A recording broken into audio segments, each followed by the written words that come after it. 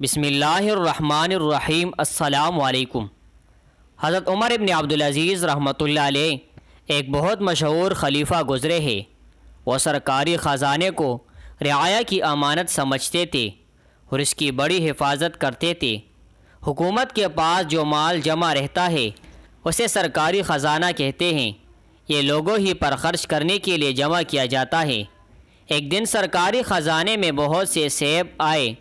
حضرت عمر ابن عبدالعزیز رحمۃ اللہ علیہ عادت کے مطابق ان کو مسلمانوں میں تقسیم کرنے لگے۔ اتنے میں ان کا چھوٹا بچہ ادھر آ نکلا۔ وہ ابھی نادان تھا، اسے کیا پتہ تھا کہ یہ سیب کس کے ہیں۔ اپنے ابو میاں کو بانٹے دیکھا، سمجھا ہمارے ہوں گے۔ ایک سیب اٹھا کر کھانے لگا۔ سیب تو سرکاری تھے اور سرکاری چیز پر سارے مسلمانوں کا حق ہوتا ہے۔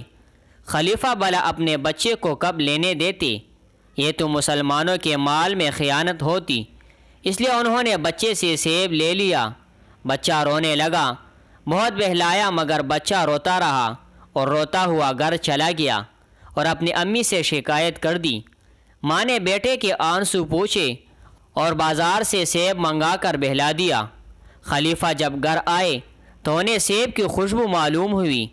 بیوی سے پوچھا کہ گھر میں کوئی سرکاری سیب تو نہیں آیا ہے؟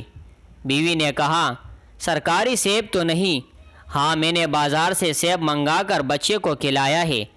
آپ نے اس سے سیب لے لیا تھا، وہ روتا ہوا میرے پاس آیا، کسی طرح بہل نہیں رہا تھا، میں نے بازار سے منگا کر بہلا دیا۔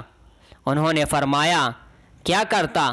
سیب سرکاری خزانے کے تھے، میں نے بچے سے سیب اس لیے چھین لیا تھا کہ ایک سیب کی وجہ سے اللہ میاں کے یہاں بھی ایمان نہ ٹھہروں۔